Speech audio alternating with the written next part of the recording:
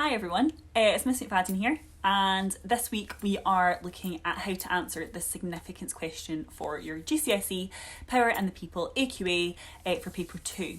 So without further ado, let's get started and look at how we answer this question. So, as I said before, today we are looking at how to answer the Explain the Significance question. That is question 2 in the Power and the People paper, and it's worth 8 marks, as you can see here. So, I've given you the structure here, and it's 2 PE paragraphs, which is pretty much the same as question 1, 2 and 3 in Power and the People. So question 1 is your the usefulness of the source. And then you've got question 2, which is explain the significance, which is this one. And then you've got question 3, which is the similarities question. And then question 4 is your essay.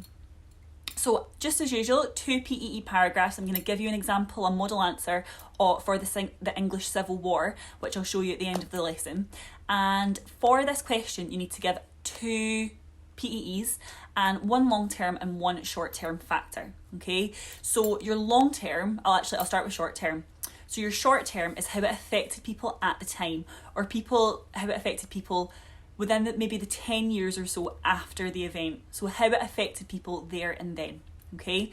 And then for your long term, you're looking at how it's been remembered or how it impacted in other events throughout history. And you guys will notice that when we're looking at the Explain the Significance question in class, that we're always linking it back to your Why Things Change table. We're always linking it back to saying, right, okay, how can that, if we're looking forward to events, how can that link forward to an event that we're going to look at in the future or something that we can look at in the past?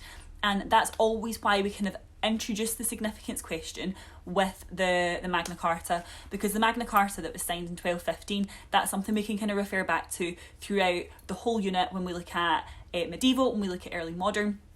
So I think it's really important to see that kind of flow for history, and that's what this whole unit, Power and the People, that's what the 1,000-year study is all about, is seeing that flow throughout history.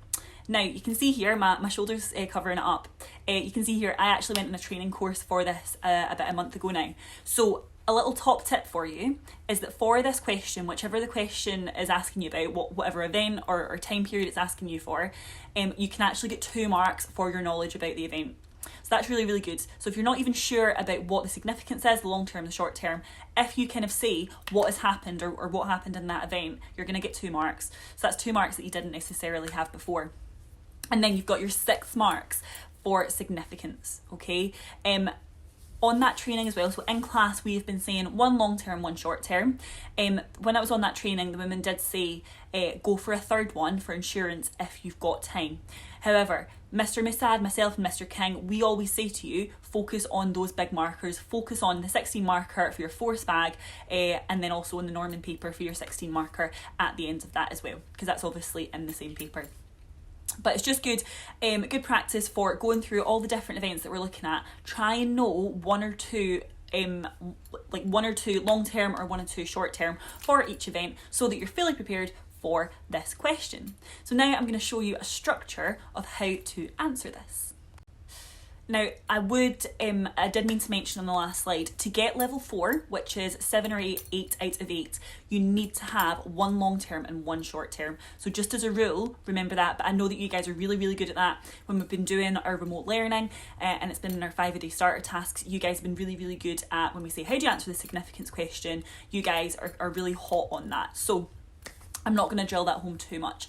So we've got a question here, explain the significance of the signing, that should say, explain the significance of the English Civil War. Okay, and it'll actually be the correct question on the next slide.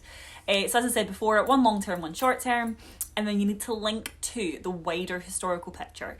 And there's some of you guys that are really, really good at this, and I'll be honest with you, that's hard. It's hard to link to the bigger historical picture, because we can sometimes, in the Power and the People unit, we can see events as events by themselves, and it's hard to sometimes see that link between the Magna Carta and Simon de Montfort and the Peasants' Revolt, and draw those similarities. But that's why we do all these different questions as part of the GCSE. So I'll show you how I've linked it to the bigger picture on the next slide. And you'll see at the bottom there, it's your point, example, explain, or point, explain, example, and you're doing that twice. So now I'm going to show you my model for this answer. Okay, so I've put the correct question on this slide. explain the significance of the English Civil War.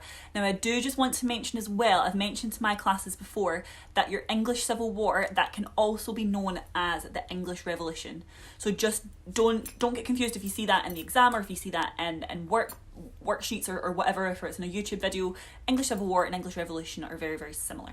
Okay, and I'm going to read this out to you. I've got it on my lap here because it's easier for me to read it out. So, going for my first PEE here.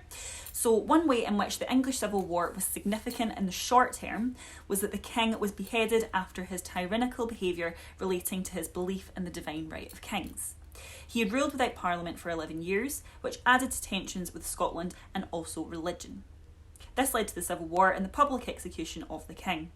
This was the first time a king had been publicly executed in England, and led to the end of the monarchy and the establishment of Oliver Cromwell as Lord Protector of England as a republic. This is significant as although the republic did not last and the monarchy was restored, it shows the people were no longer willing to fully accept the actions of an oppressive leader.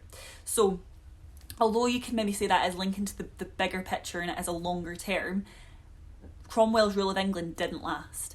So that's my short term, and I have given quite a lot of detail there, but if you've got the time and you can write fast enough, then definitely get that detail down, okay? And I've also kind of mentioned religion there as well, which is really important.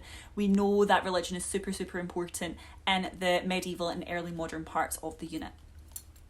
Okay, so for my long term, however, it was also significant in the long term. The Battle of Naseby was the last Civil War battle that has taken place on English soil since 1645. This therefore shows the importance of the events of the English Civil War, and that the people of England have never felt so oppressed by their government to rise up violently against them. I should probably say again. The execution of Charles also symbolises the break from old England and the progression into modern England, and the development of new ideas in society through the development of the class system.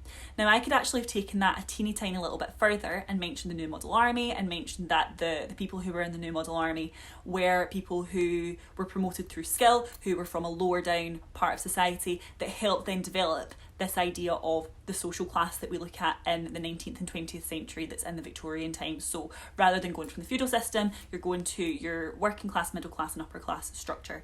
However, that is really complicated, and that's kind of going towards your A-level kind of thinking and stuff, but I just thought it'd be worth mentioning it there. Now, the English Civil War, there's loads of points of significance that you could mention for this, particularly in this week's remote learning lesson. I think I've given you maybe 12 points of significance, so there's loads of points that you can make, and there's a lot that link between the two. I was going to say something else there.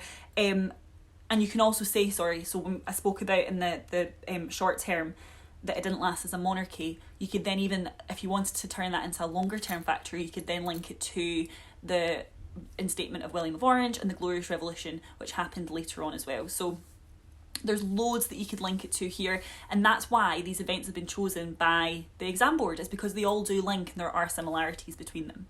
Now, I've given you a model answer here, that's going to be in this week's remote learning lesson as well. If you have any questions, please let me know, okay? Remember, you're getting 2 marks for your knowledge, for your general knowledge about the event, and then you're getting 6 marks for your long and your short term. And I know that you guys have absolutely got the skills, you've got the knowledge, and we've given you everything in this week's lesson to complete that. So if you need a hand with anything, please email myself, Mr. Musad, Mr. King, and we will give you a hand, okay? Good luck, can't wait to read these, and I'll see you soon.